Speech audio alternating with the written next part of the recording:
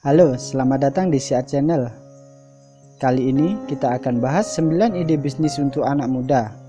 Sebagai anak muda, pasti kamu pernah memiliki keinginan untuk menjalankan bisnis. Sayangnya, dulu kepercayaan dirimu belum seperti sekarang.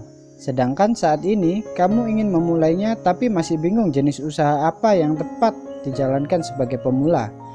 Simak yuk 9 ide bisnis yang bisa menjadi referensimu dalam memulai merintis usaha. 1. Online shop. Sekarang ini lagi hit banget jualan di online shop. Kamu bisa menjual produk pakaian, casing ponsel, dan barang-barang lainnya hanya dengan satu kali klik saja. E-commerce saat ini sudah merajalela. Banyak banget website online yang bisa menjadi pilihanmu untuk memasarkan produk jualan. Barang-barang seperti pakaian, hijab, topi, sepatu, casing ponsel, bahkan makanan dan minuman buatanmu bisa juga dijual di online shop. Tinggal bagaimana kamu aja memanfaatkan fitur yang tersedia pada website online atau media sosial agar produkmu semakin berkembang. 2. Menjadi reseller. Menjadi reseller barang juga bisa kamu lakukan. Toh dengan menjual produk-produk lain akan banyak ilmu yang bisa kamu pelajari. Sebagai pemula, kamu memang belum memiliki banyak pengalaman untuk berbisnis. Untuk itu, mencoba menjadi reseller dulu gak ada salahnya kok. Meskipun produk yang dijual adalah produk orang lain, justru ilmu pemasaran dan lainnya kamu dapatkan. Misalnya saja menjadi reseller kosmetik dari suatu merek. Nah, kamu bisa tahu jenis produk kosmetik apa yang lagi digemari dan diinginkan oleh konsumen. Kalau kamu lagi memasarkan kosmetik lipstick, ternyata jenis lipstick yang kamu jual itu udah pasaran. Dari ucapan mereka, kamu jadi tahu kalau saat ini lagi tren adalah lipstick matte yang berwarna agak nude. Dengan demikian, menjadi reseller membuatmu lebih dekat ke mereka dan kamu jadi lebih paham apa yang diinginkan konsumen sebenarnya. 3. Bisnis kuliner. Kalau kamu gemar masak, gak ada salahnya menyalurkan hobimu untuk berbisnis. Mulai dari makanan ringan hingga makanan berat dapat kamu lakukan. Mungkin kamu gatal untuk langsung mempunyai bisnis dengan skala yang besar. Sayangnya, sebagai pemula, modal yang kamu miliki masih kurang cukup. Uangmu masih segitu-segitu aja untuk memulainya. Oleh karena itu, mulailah dari yang kecil dulu dan lihat konsumennya. Oh iya, mulai dari hal kamu sukai itu justru cara aman loh. Misalnya, kamu memang hobi memasak nih dan paling gemar membuat kue kering. Kamu bisa membawa hasil kue keringmu ke teman-teman untuk dicicipi. Kalau respon mereka bagus, pemasaran dari mulut ke mulut bisa berjalan dengan baik. Apalagi kalau kamu berani mengembangkan di dunia maya, dijamin pasti semakin meluas pelangganmu. Kalau bisnis sudah meluas, kamu akan butuh tenaga lain untuk menyelesaikan pesanan kue keringmu. 4. Bisnis laundry. Kalau lingkungan tempat tinggalmu berada di dekat kontrakan atau kos-kosan, kamu bisa nih mencoba usaha laundry. Pasti ada aja deh pelanggannya. Usaha laundry memang susah-susah gampang. Kenapa? Karena kamu tinggal menyediakan mesin cuci, setrika, dan jemuran aja sebagai peralatan utamanya.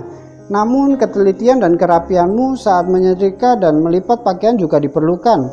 Jangan sampai salah memberikan pakaian ke pelanggan ya, karena mereka bisa aja langsung kecewa. Selain itu, kamu juga harus benar-benar memikirkan limbah deterjen yang nantinya akan kamu hasilkan.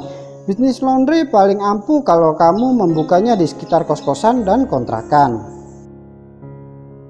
5. Membuka jasa ketik. Entah seberapa sibuknya para mahasiswa S1 maupun S2 bahkan S3, kamu bisa menyalurkan bakat mengetik cepatmu itu untuk membuka jasa pengetikan. Kadang rasa malas atau kesibukan membuat para mahasiswa atau akademisi lainnya enggan mengetik. Padahal hal ini merupakan salah satu yang mudah dilakukan. Oleh karena itu, nggak ada salahnya kamu memanfaatkan untuk membuka jasa pengetikan. Biasanya sih dibayarnya per halaman, kan lumayan pemasukannya. 6. Usaha kerajinan tangan. Kamu yang kreatif mungkin sering membuat berbagai kerajinan tangan yang menjadi sesuatu yang unik dan lucu.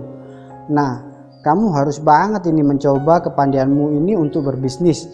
Karena barang yang dijual adalah hasil kerajinan tangan, pasti memiliki keunikan tersendiri dibandingkan produk-produk lainnya yang sejenis. Misal aja aksesoris hijab, seperti bros, pin, peniti, jarum pentul, dan lain sebagainya.